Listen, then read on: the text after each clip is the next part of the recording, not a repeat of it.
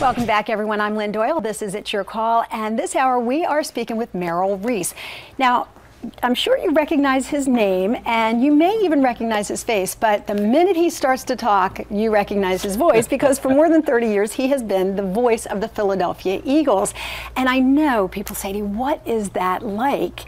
You know, what's it like to be so associated with the team? Do you take it as a great compliment to be called the voice of the Philadelphia Eagles? Oh, I always have. To me, to be called the voice of the Eagles, absolutely.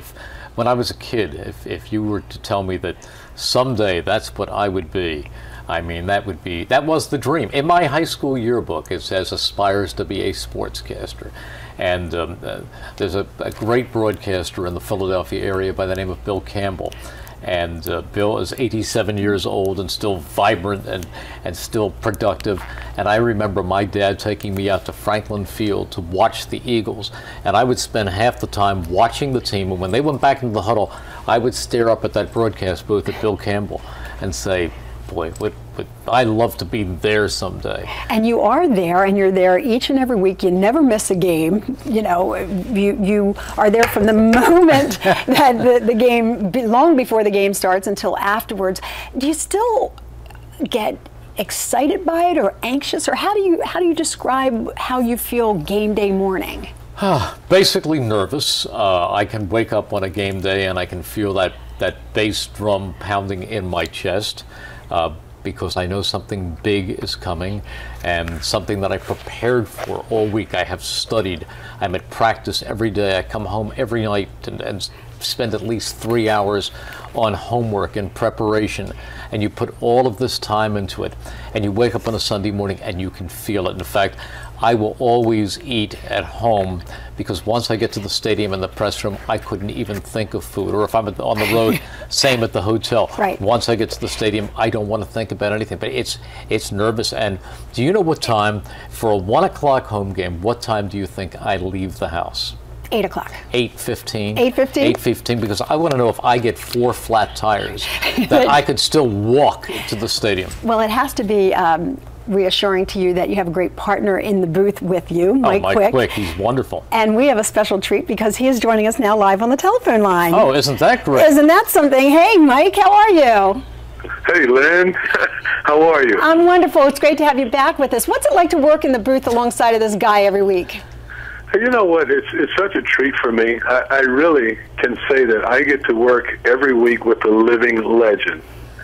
And I was listening to him telling you about his preparation, and he is always so very well prepared, and for me, it's just a pleasure to work beside him. And of course, for you, this has to be a dream come true as well. After your career in the NFL ended, now you're able to still be part of the game day every week.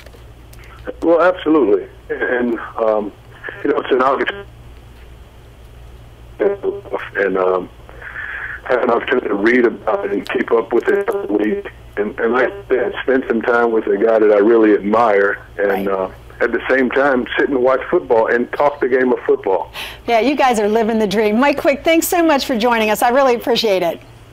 Take care of it. Okay, we'll get you back in here soon. See, that's the fun, because to be up in the booth with Mike, who was one of the greatest wide receivers, I think, in the history of the National Football League. He won't be a Hall of Famer because he did not have the longevity. That creaky knees ended his career after about 9 or 10 years. But Mike was a magnificent receiver, and the two of us, what he said is true. We just get together on a Sunday afternoon. Now we have all this stuff in our heads, and we have a producer telling us this and when to go to this, and a statistician and a million commercials and all this other stuff. But we're still essentially, Lynn, hanging out together and watching NFL football, and what could be better than that? It sounds fantastic, but at the same time, there's a lot of pressure with that. I said at the top of the show, you very rarely get it wrong. Like, as it's unfolding, you're not only describing what's happening, but what the sense of excitement is in the stadium, what it's like on the field, the very direction in which the players are moving. You have to kind of really multitask all of that at one time and seem very calm while you're doing it. Well, you paint a picture. That is what you do. And that's why, and I speak about the preparation in the book, about you take all this time and you really get yourself set. And one of the things I do is I practice what is called psycho-cybernetics, where I'll take a bath and I'll just, the morning of the game, I'll just lean back and I'll say, if, for example, the Eagles are playing the Detroit Lions, I'll sit back and I'll start identifying the numbers. 44, Javid Best, or the tight end, 84, Brandon Pettigrew, and I'll start reviewing these in my mind under very calm conditions, so that when it's game time and those 70,000 people are cheering, and my director is saying, get set to go to break, and my statistician is handing me something, and my spotter, we have about 30 hand signals, which are described in the book, yes, is showing me something else, and Mike is getting set to come in, I can do it and shut everything else out. So you're not just watching the game, you're like we are here on television, taking direction, having people in the studio with us, listening to directors, producers, callers. You have a lot of things going on that perhaps people don't realize. I do. But if it's a really big play, I just ignore them and do what I want. Yeah, you know what? I do that same thing right here. It's just like I'm just going my own way. Now, have you ever made a call which you regret it later, or made an observation, or did totally screwed up on the air? I have never done a broadcast where I haven't. Oh, come on. I don't buy that. Lynn, the next perfect broadcast I do is the first perfect broadcast I do. It will happen. I mean, give me an example. I'll just give you an easy example. The Eagles have two wide receivers. Their two starting wide receivers are Deshaun Jackson and Jeremy Maclin.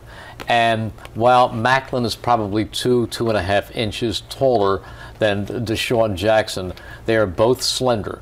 And very often in these stadiums, we are way up in the air looking at little ants down there. And Maclin wears number 18, and Deshaun Jackson wears number 10. And if number 10 happens to be bent forward and there's a crease, it can very quickly look like number 18.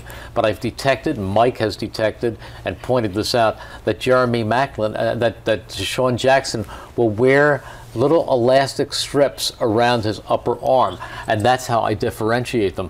But I've gotten them mixed up a million times. That really seems very minor compared to the number of thousands of calls that you make. I'll give you a bigger one. You want a bigger one than that? And you know what?